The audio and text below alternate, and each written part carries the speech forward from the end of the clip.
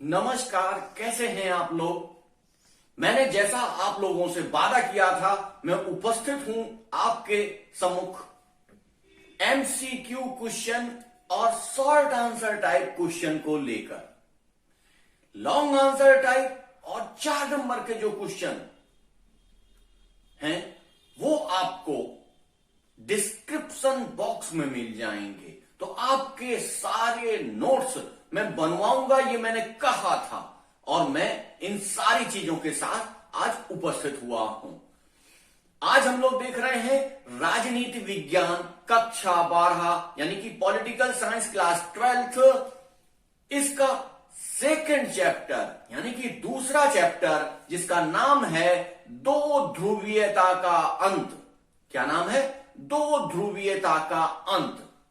चलिए, इसमें सबसे पहले देख लेते हैं कि कैसे दो ध्रुव अलग हुए, कैसे दुनिया दो ध्रुवीय थी शीत युद्ध में। शीत युद्ध के क्वेश्चन हमने कल लिखवा दिए थे। शीत युद्ध दुनिया दो ध्रुवों में बटी हुई थी, लेकिन 1991 में सोवियत संघ के विघटन के पश्चात दुनिया पुनः एक ध्रुवीय हो गई। और इस एक ध्रुवीय दुनिया के होते समय क्या क्या परिस्थितियां थी, क्या स्थितियां थी, ये हम इस चैप्टर में देखेंगे, जिसका नाम है दो ध्रुवीयता का अंत। यानी कि जो दो ध्रुवीय दुनिया थी उसका अंत हो गया।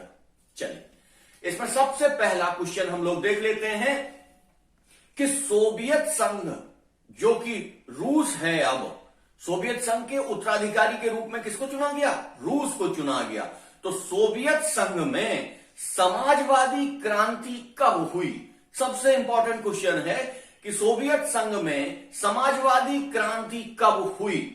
तो सोवियत संघ में समाजवादी क्रांति 1917 में हुई, जिसे बोल्शेविक क्रांति के नाम से भी हम जानते हैं। तो अगर पूछ लिया जाए कि सोवियत संघ में बोल्शेविक क्रांति कब हुई, तो बोल्शेविक क्रांति भी उसी को कहते हैं। तो इसलिए कंफ्यूज मत होइएगा, क्योंकि क्वेश्चन को थोड़ा सा घुमा दिया जाता है। तो सोवियत संघ में समाजवादी या बोल्शेविक जो क्रांति थी वो 1917 में हुई। ठीक है, इसमें कोई बहुत ज्यादा पढ़ने की फैक्चुअल क्वेश्चन है, एकदम फैक्ट है कि ये क्रांति 1917 में हुई। इससे ज्यादा इसमें जानने की आवश्यकता नहीं है। वैसे तो बहुत बड़ी चीज है, लेकिन हम लोग इसे यहीं तक जानेंगे। चलिए, अगला क्वेश्चन हम लोग देख लेते हैं। अगला क्वेश्चन कौन सा है? अगला क्वेश्चन बहुत इंपॉर्टेंट है, जिसने शीत युद्ध को जन्म दिया था। यानी कि वो कह रहे हैं कि दूसरे विश्व युद्ध के बाद कौन सा एक देश महाशक्ति के रूप में उभरा? जानते हैं आप? निश्चित तौर से जानते होंगे कि कौन सा एक देश था जो द्वितीय विश्व युद्ध के बाद एक महाशक्ति का रूप ले लिया, जिसने महाशक्ति के रूप में अमेरिका पहले से स्थापित था, लेकिन एक नए देश ने महाशक्ति का रूप धारण किया। वो कौन सा देश था? वो था सोवियत संघ। कौन सा था? सोवियत संघ। द्वितीय विश्व युद्ध के पश्चात सोवियत संघ एक नई महाशक्ति के रूप में उभरा।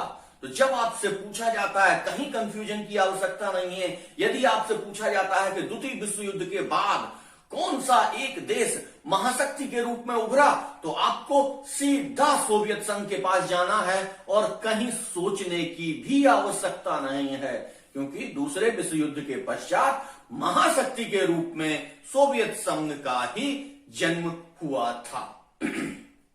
ठीक है, ये था हमारा दूसरा क्वेश्चन। चलिए हम लोग अगले क्वेश्चन की तरफ बढ़ते हैं, और ये क्वेश्चन क्या है? बहुत ही महत्वपूर्ण है। ये आपको 1 नंबर, 2 नंबर, 4 नंबर और 6 नंबर में भी मिलता है। तो इसे अगर आप समझ लेंगे, सारी स्थितियां क्लियर हो जाएंगी, तब आप कोई भी क्वेश्चन करने में सक्षम हो जाएंगे। कौन सा क्वेश्चन है? वो क्वेश्चन है स्टालिन के द्वारा सोवियत संघ में किए गए 2 महत्वपूर्ण कार्य बताइए। कौन से? स्टालिन के द्वारा सोवियत संघ में 2 महत्वपूर्ण कार्य जो उनके द्वारा किए गए, उसको आपको बताना है। तो वो कौन कौन से हैं? सबसे पहले था औद्योगिकरण को तेजी से बढ़ावा देना। क्या था? नंबर एक, औद्योगिकरण को तेजी से इन्होंने बढ़ावा दिया। ठीक है। और औद्योगिकरण के बाद दूसरा क्या था? खेती का बलपूर्वक सामूहिकरण। यानी खेती क्या थी? व्यक्तिगत थी, छोटे छोटे किसानों के पास थी। उन किसानों की खेती को बलपूर्वक, जैसे एक कृषक कानून इस समय भी चल रहा है, तो किसान इसी वजह से डरे हुए हैं कि कहीं वही स्थिति तो नहीं आने वाली है। चलिए, खैर वो नहीं समझते हैं, यहां सीधा देखते हैं कि स्टालिन ने क्या किया। नंबर एक, औद्योगिकरण को तेजी से बढ़ावा दिया। और औद्योगिकरण कैसा किया? राज्य आधारित, व्यक्ति आधारित नहीं, पूंजीवादी नहीं, साम्यवादी। यानी कि जो उद्योग चलेगा, जो उद्योग बढ़ेगा, वो उद्योग कैसा होगा? औद्योगिकरण का जो तेजी से विकास हो रहा है वो कैसे होगा? जब वो केंद्रित होगा, यानी राज्य निर्देशित होगा, राज्य के द्वारा होगा, तब। और दूसरा इन्होंने महत्वपूर्ण काम किया कि खेती का बलपूर्वक, यानी कि का फोर्स किया इन्होंने, कहा कि नहीं, कि खेती जितनी भी है उसका क्या होना चाहिए? सामूहिकरण होना चाहिए। यानी खेती एक साथ होनी चाहिए, खेती राज्य के द्वारा की जानी चाहिए। तो स्टालिन के द्वारा ये दो महत्वपूर्ण कार्य किए गए थे। कब? क्रांति के पश्चात। क्रांति के पश्चात स्टालिन ने जब गद्दी संभाली तब उन्होंने ये दो महत्वपूर्ण कार्य किए। चलिए, अब हम लोग सीधा चलते हैं। पिछले बार भी हमने बता दिया था, लेकिन फिर भी ये बहुत इंपॉर्टेंट है, इसलिए दोबारा बता रहे हैं कि सोवियत संघ का विघटन कब हुआ? कब हुआ? सोवियत संघ का विघटन कब हुआ? सोवियत संघ जो एक राज्य था, वो एक राज्य कई राज्यों में बंट गया, तो वो सोवियत संघ का विघटन कब हुआ? ये कब हुआ? ये डेट भी याद रखिए, 25 दिसंबर 1991। कभी कभी डेट के साथ भी पूछ लेता है, तो आपको ये डेट भी याद रखनी है कि 25 दिसंबर 1991 में सोवियत संघ का विघटन हो गया। ठीक है ना? तो आपको ये डेट याद रखनी है। पिछले बार शायद मैंने डेट नहीं बताई थी, ये 1991 ही बता दिया था, लेकिन यहां डेट बता रहा हूं, तो ऐसा नहीं है कि एक चीज एक ही पाठ की हो। ये डेट आप वहां पर भी लिख सकते हैं। तो सोवियत संघ का विघटन कब हुआ? 25 दिसंबर 1991 को इसका विघटन हुआ। ठीक है ना? चलिए, अब हम अगले क्वेश्चन की ओर चलते हैं, और हमारा अगला क्वेश्चन क्या है? सोवियत संघ के विघटन के बाद किस देश को सोवियत संघ का उत्तराधिकारी घोषित किया गया? क्वेश्चन क्या है? फिर से देख लीजिए। सोवियत संघ के विघटन के बाद सोवियत संघ का उत्तराधिकारी बनाया गया एक देश, वो कौन सा था? अभी 2 मिनट पहले मैंने समझाया था आपको, कौन सा था? रूस था। रूस सोवियत संघ के उत्तराधिकारी के रूप में किस देश को चुना गया? रूस को चुना गया। ये आप ध्यान रखिएगा, कई बार ये क्वेश्चन पूछ लिया जाता है और हम गड़बड़ा जाते हैं कि कौन सा उत्तराधिकारी रहा होगा। तो उत्तराधिकारी के रूप में कौन सा देश चुना गया? रूस चुना गया। चलिए, अब देख लेते हैं कि स्वतंत्रता की घोषणा करने वाला, यानी कि रूस जब सोवियत संघ था, तो उस समय कोई ना कोई राज्य एक ऐसा रहा होगा। अगला क्वेश्चन हमारा है कि कोई ना कोई राज्य एक ऐसा रहा होगा जिसने क्या किया? इसको तोड़ने की बात की, इससे अलग होने की बात की। तो इसमें क्वेश्चन क्या बनेगा? सबसे पहले, स्वतंत्रता की घोषणा करने वाला प्रथम गणराज्य कौन था? यानी कि सोवियत संघ से अलग होने की घोषणा करने वाला प्रथम गणराज्य कौन सा था? तो नाम याद कर लीजिए, लिथुआनिया। कौन सा था? लिथुआनिया। लिथुआनिया वो पहला गणराज्य था जिसने सोवियत संघ से अलग होने की बात की, या उसने घोषणा की कि हम अब सोवियत संघ के साथ नहीं रहेंगे। दोनों तरीके से पूछा जा सकता है। ठीक है, चलिए, ये हो गया। अब सीधे चलते हैं शॉक थेरेपी पर। शॉक थेरेपी क्या है? शॉक थेरेपी की सर्वोपरि मान्यता क्या है? यानी कि शॉक थेरेपी के बारे में मैंने आपको पहले वीडियो में बता दिए हैं, लेकिन फिर भी यहां समझ लीजिए कि शॉक थेरेपी की जो सर्वोपरि मान्यता है वो कौन सी है। ठीक है, तो इसकी मान्यता है क्या है? स्वामित्व का सबसे प्रभावी रूप निजी स्वामित्व होता है। यानी कि ये पूंजीवाद की तरफ इशारा कर रही है। तो क्या है क्वेश्चन? क्या था? शॉक थेरेपी की सर्वोपरि मान्यता क्या है? तो शॉक थेरेपी की सर्वोपरि मान्यता है स्वामित्व का सबसे प्रभावी रूप निजी स्वामित्व होता है। सार्वजनिक स्वामित्व या राज्य स्वामित्व नहीं होता है। सबसे अच्छा और सर्वोपरि क्या होता है? निजी स्वामित्व होता है। इसी को लेकर चलिए।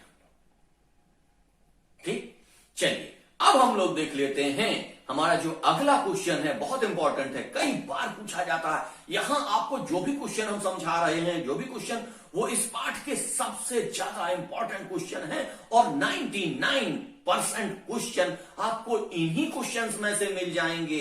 या तो ये पुराने आए हुए क्वेश्चंस हैं या बहुत इंपॉर्टेंट हैं, इन्हीं को घुमा फिरा के पूछा जाता है। तो आपको इससे आगे जाने की आवश्यकता नहीं है, इतने क्वेश्चन पर्याप्त हैं। चलिए देख लेते हैं कि अगला क्वेश्चन कौन सा है।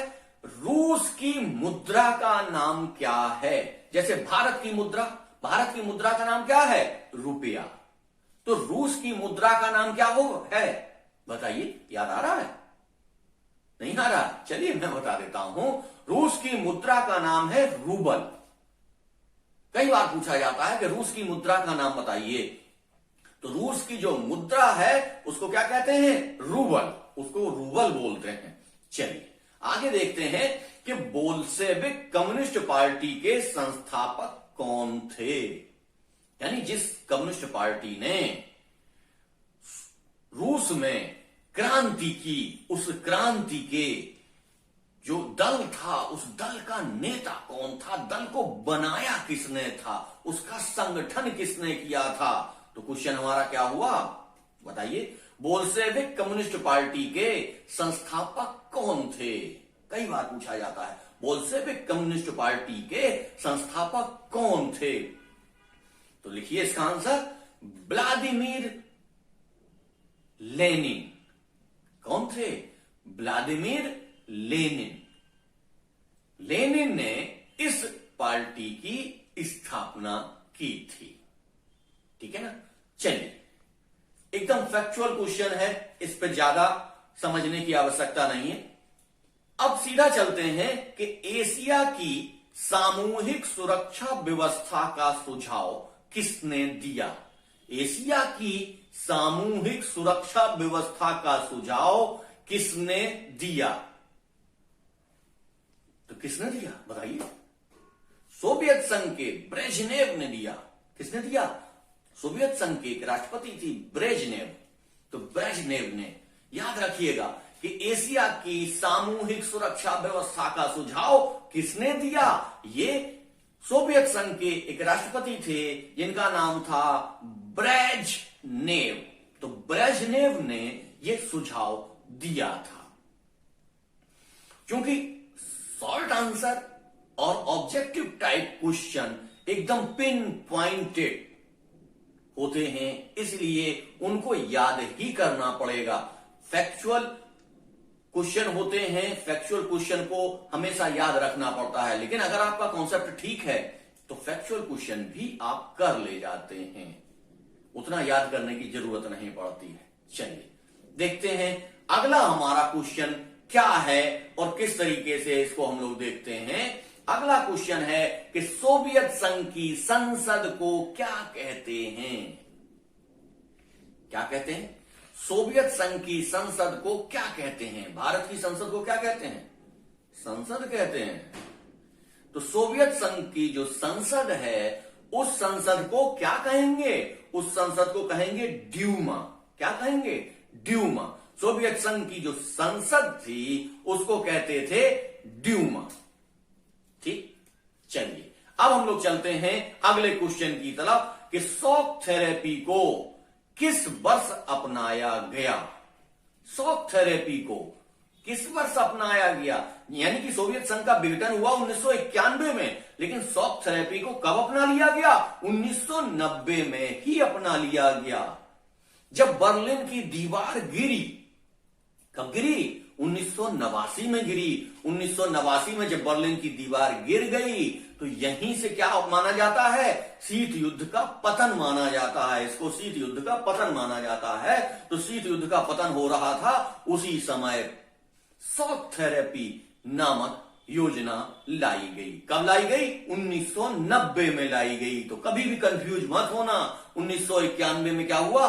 सोवियत संघ का विघटन हुआ, लेकिन विघटन से पहले ही शॉक थेरेपी आ चुकी थी। इसलिए शॉक थेरेपी जानना बहुत आवश्यक है। कई बार ऐसा हो जाता है, हमें लगता है कि शॉक थेरेपी सोवियत संघ के विघटन के पश्चात ही आई होगी, लेकिन ऐसा नहीं है। शॉक थेरेपी विघटन के 1 वर्ष पूर्व आ चुकी थी। ठीक है, चलिए अब चलते हैं अगले क्वेश्चन की तरफ। सोवियत संघ के विघटन के लिए किस नेता को जिम्मेवार माना जाता है? बहुत इंपॉर्टेंट क्वेश्चन है, कई बार पूछा गया है। छोटी परीक्षाएं इंटर लेवल से लेके नेट तक की परीक्षाओं में यह क्वेश्चन पूछा जाता है कि सोवियत संघ के विघटन के लिए किस नेता को जिम्मेवार माना जाता है? तो लिखिए, मिखाइल गोर्बाचोव।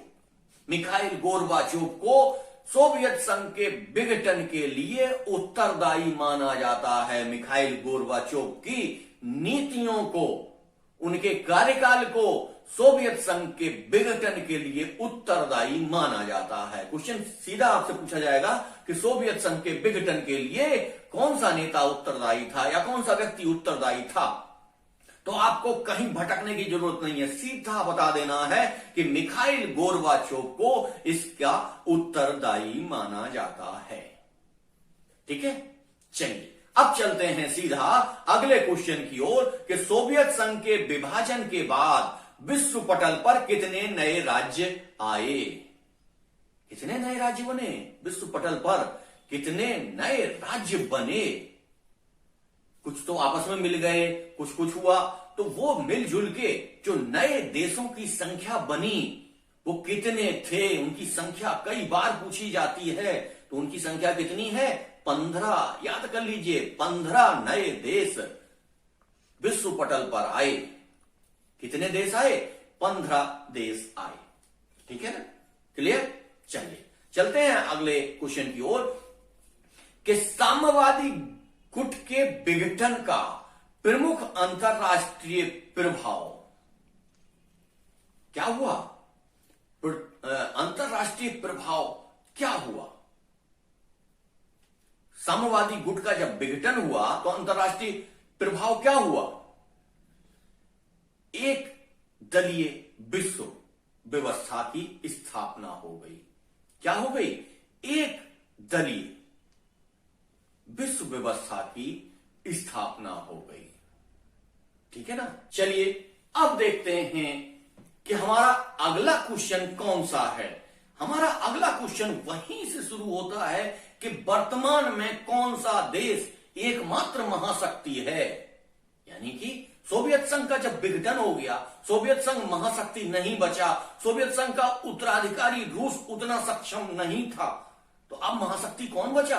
एक ध्रुवीय विश्व हो गया। अब एक ध्रुव बचा। पिछले क्वेश्चन में हमने बता दिया कि एक ध्रुवीय विश्व हो गया। अब एक ध्रुवीय विश्व जब हो गया तब उस एक ध्रुवीय विश्व का नेता कौन बचा? बताइए। अमेरिका। और कौन? एक ध्रुवीय विश्व का नेता कौन बचा? अमेरिका बचा। तो इस क्वेश्चन को सीधे से अगर लिखना हो तो कैसे लिखें कि वर्तमान में कौन सा देश एकमात्र महाशक्ति है? ऐसे भी लिखा जा सकता है इसको।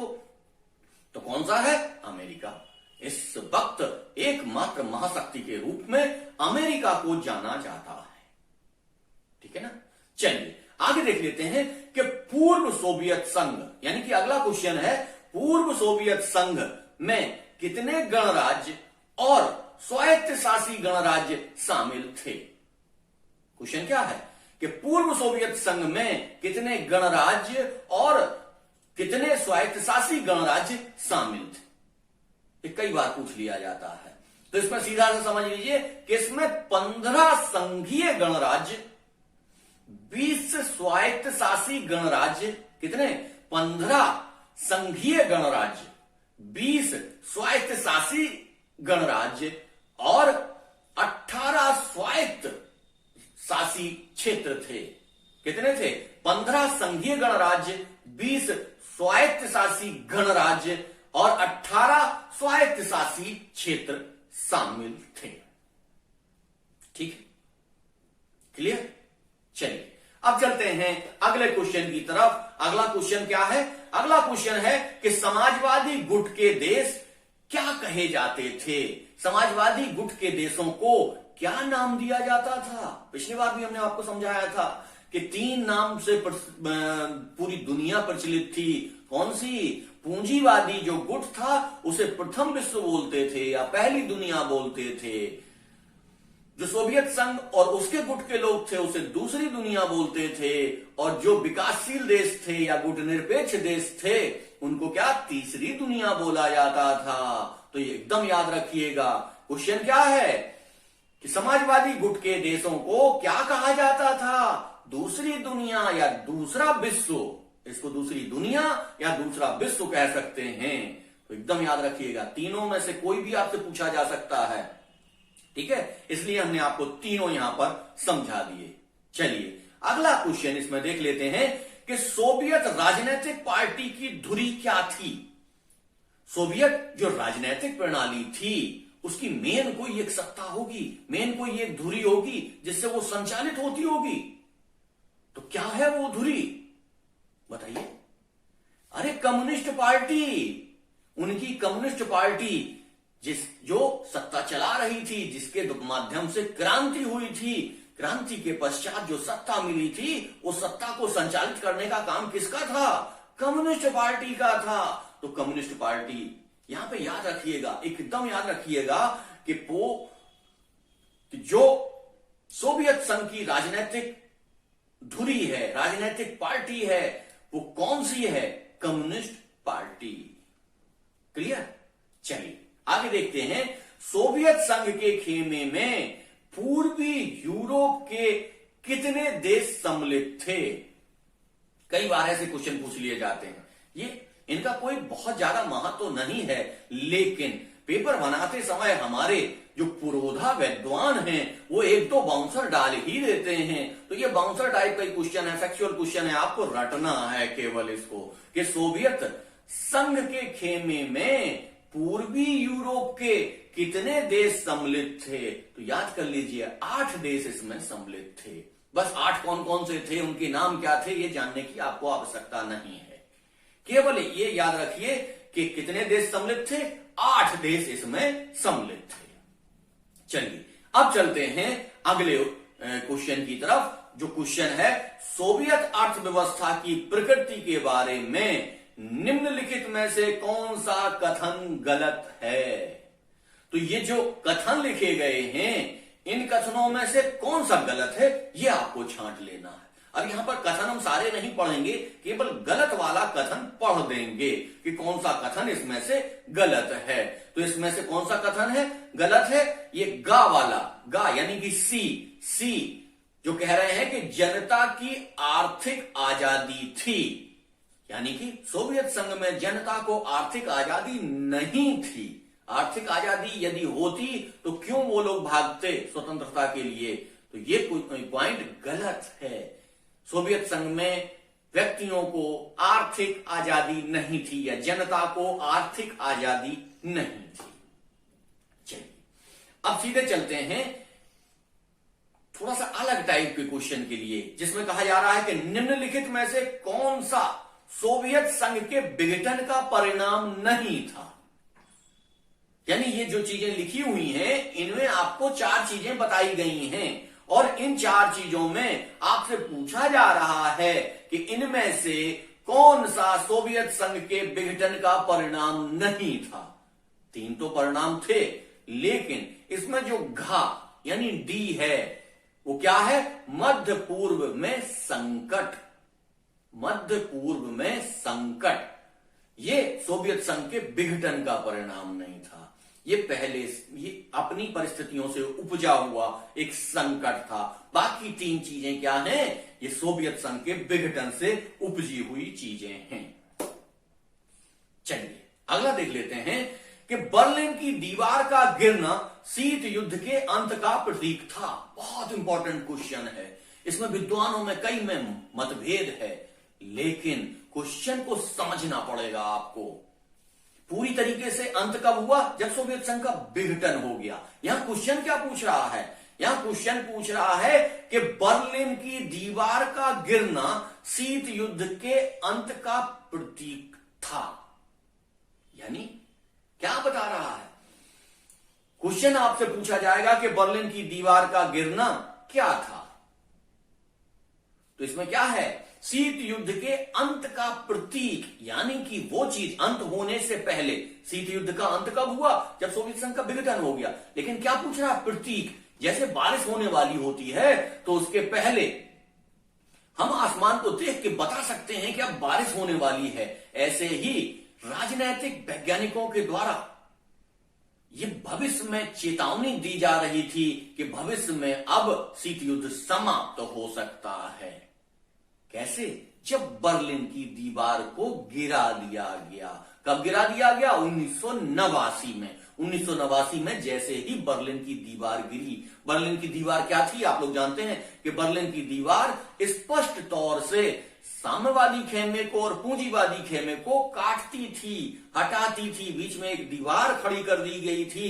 तो जब जनता के द्वारा ये दीवार को तोड़ा गया और साम्यवादी और पूंजीवादी दोनों ग्रुप एक दूसरे से मिल रहे थे, तब ये घोषणा कर दी गई थी कि अब शीत युद्ध का अंत हो जाएगा। तब विद्वान ये कह रहे थे कि शीत युद्ध का अंत हो जाएगा। तो बर्लिन की दीवार का गिरना क्या है? शीत युद्ध के अंत का प्रतीक था। यानी कि पहले से ये जानकारी दे रहा था कि शीत युद्ध अब समाप्त हो जाएगा। क्लियर ना? एक सारी चीजें एक एक करके क्लियर करते चलिए। यदि आप क्लियर नहीं करेंगे तो आपको बहुत सारी समस्याएं आएंगी परीक्षा हॉल में बैठने के बाद। परीक्षा हॉल में बैठने के बाद कई बार बहुत सारे स्टूडेंट क्या करते हैं? छत की तरफ देखते हैं, क्योंकि उनको वो क्वेश्चन याद नहीं आ रहा है, उन्होंने रटा हुआ होता है। रटने से वो चीजें भूल जाते हैं। तो एक एक पॉइंट को क्लियर करते हुए चलिए। अगर आपके पॉइंट क्लियर होंगे तो आप कभी इस चीज को नहीं भूलेंगे। चलिए अब चलते हैं अगले क्वेश्चन की ओर कि 1991 में संयुक्त राष्ट्र संघ के सदस्य के रूप में कौन कौन से देश शामिल हुए। यानी स्पेशल वो वर्ष कब? 1991। 1991 में वो कौन से देश थे जो संयुक्त राष्ट्र संघ में सम्मिलित हुए, नए सदस्य के रूप में सम्मिलित हुए। कई बार ये पूछ लिया जाता है। खैर कठिन क्वेश्चन है, आपसे हो सकता ना पूछा जाए, लेकिन याद रखिए कई बार पूछा जा सकता है। तो पहला देश कौन सा था? इस्टोनिया। दूसरा कौन सा था? लटाविया। तीसरा कौन सा था? लिथुआनिया। कौन से थे? इस्टोनिया, लटाविया और लिथुआनिया। इन तीनों देशों के नाम लिख लीजिएगा, कहीं याद कर लीजिएगा, ठीक है ना? चलो अब देख लेते हैं हम लोग। अब इसमें क्वेश्चन आपसे कई बार ऐसे पूछ लिए जाते हैं और आपको अभी इंटर से ही तैयार किया जाता है कि एक क्वेश्चन में कभी कह देंगे इनकी सीरीज मिलाइए, या कई बार कह देते हैं कि इनमें से कौन सा गलत है या इनमें से कौन सा सही है। ये सारी चीजें अभी से आपको इंटर से ही डेवलप करवाई जाती हैं। जब आप आईएएस का पेपर देने के लिए बैठेंगे तब आपको सारे क्वेश्चन लगभग ऐसे ही मिलेंगे जो बड़े कंफ्यूजिंग होते हैं, आपको भाषा में ही कंफ्यूजन करवा देते हैं। इसीलिए वो एशिया की सबसे कठिन परीक्षा मानी जाती है। चलिए अब देख लेते हैं निम्नलिखित को। ये क्वेश्चन है कि निम्नलिखित को काल क्रमानुसार सजाएं। यानी कि जो पहले है उसको पहले रखें, जो सन में पहले हो गया है, जो उम्र में ज्यादा है उसको पहले रखें, और जो बाद में हुआ है उसे बाद में रखें। कालक्रम के अनुसार सजाएं। क्वेश्चन पढ़िए और ध्यान दीजिए कि क्या कह रहा है। अगर आप समझ नहीं पाएंगे तब आपको दिक्कत आएगी। तो इसमें सबसे पहले जो घा है यानी कि डी है वो सबसे पहले हुआ था। कौन सा है? रूसी क्रांति। रूसी क्रांति कब हुई? ये 1917 में हुई थी। याद रखिए, सन अगर याद रहेंगे आपको, दो चार मोटी मोटी घटना ही याद रखनी है आपको। तो 1917 में क्या हुआ था? बोल्शेविक क्रांति हुई थी सोवियत संघ में, लेनिन की द्वारा। तो ये जो बोल्शेविक क्रांति थी 1917 वाली, ये सबसे पहले हुई थी इन घटनाओं में, जो घटनाएं इस क्वेश्चन में दी गई हैं। दूसरे क्या थी? बर्लिन की दीवार का गिरना। बर्लिन की दीवार कब गिरी थी? 1989 में, यानी कि 1989 में। कई बार लोग कहते हैं कि सर आप हिंदी ज्यादा बोल देते हैं तो हमको नहीं समझ में आ रहा है, तो मैंने चलो ये भी शुरू किया कि चलिए आप ऐसे समझ लेंगे। तीसरा इसमें है गा, जो है सोवियत संघ का विघटन। अभी हमने आपको कई बार बता दिया, फिर भी 1991 में हुआ था सोवियत संघ का विघटन। कब हुआ था? इसकी डेट भी हमने आपको बताई है कि 25 दिसंबर 1991 में यह हुआ था। चलिए, और चौथा है अफगान संकट। क्या? अफगान संकट। अफगानिस्तान का जो संकट आया था वो सबसे लास्ट में है इसमें। ठीक है ना? क्लियर हो गया? चलिए, अब एक अगला क्वेश्चन भी पूछ लिया जाता है कि निम्नलिखित में मेल बिठाएं। मेल बिठाएं, अब कैसे मेल बिठाएं? जब आप उनके कार्यों को जानेंगे तभी उसमें मेल बिठा पाएंगे। चलिए यहां देख लेते हैं कैसे मेल बिठाया जा रहा है। सबसे पहले इन्होंने लिखा हुआ है मिखाइल गोर्बाचेव। अब मिखाइल गोर्बाचोव या चेव ने क्या किया था? इन्होंने सुधारों की शुरुआत की थी। जो इसमें सामने जो दिए गए हैं उसमें दिया गया है, एक तो दिया गया है रूस के राष्ट्रपति, लेकिन रूस के राष्ट्रपति एक और दिए गए हैं, बोरिस एल्त्सिन। तो बोरिस एल्त्सिन ने और कुछ नहीं किया, वो रूस के राष्ट्रपति हैं केवल। लेकिन मिखाइल गोर्बाचोव ने क्या किया? सुधारों की शुरुआत की थी, इसलिए मिखाइल गोर्बाचोव को सुधारों की शुरुआत के रूप में जाना जाता है। दूसरा इन्होंने लिखा है शॉक थेरेपी।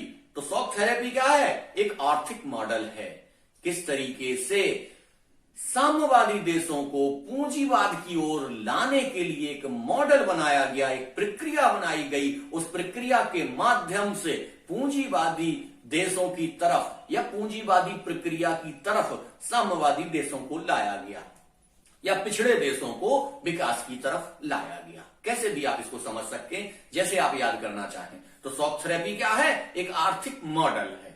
ठीक है। बोरिस एल्त्सिन हमने आपको बता ही दिया। बोरिस एल्त्सिन क्या है? रूस के राष्ट्रपति है। ठीक। अब तीसरा आता है वार्सा पैक्ट। वार्सा पैक्ट क्या था? वही पैक्ट हमने पिछले अध्याय में आपको समझा दिया है कि वार्सा पैक्ट एक ऐसा पैक्ट था, एक सैन्य गठबंधन था। तो इसमें दिया गया है आंसर सैन्य गठबंधन। सैन्य गठबंधन था जो सोवियत संघ के द्वारा किया गया था, या साम्यवादी गुट के द्वारा केवल एक महत्वपूर्ण गठबंधन किया गया था, जिसको क्या कहा गया? Warsaw pact. ठीक है ना? कई बार क्वेश्चन पूछ लिया जाता है कि वार्सा पैक्ट कब खत्म हुआ? तो 1991 में खत्म हुआ। जैसे ही सोवियत संघ का विघटन होता है वार्सा पैक्ट समाप्त हो जाता है, क्योंकि वार्सा पैक्ट सोवियत संघ के द्वारा अन्य देशों के साथ किया गया था। लेकिन जब सोवियत संघ ही विघटन हो रहा है तो ये अपने आप 1991 में विघटित हो जाएगा। क्रम से अगर समझते चले जाएंगे तो ये आप समझ जाएंगे। चलिए, तो आज ये महत्वपूर्ण और इंपॉर्टेंट क्वेश्चन हमने आपको बता दिए, जो ऑब्जेक्टिव टाइप और शॉर्ट आंसर टाइप क्वेश्चन हैं। इससे ज्यादा आपके पेपर में नहीं आएंगे।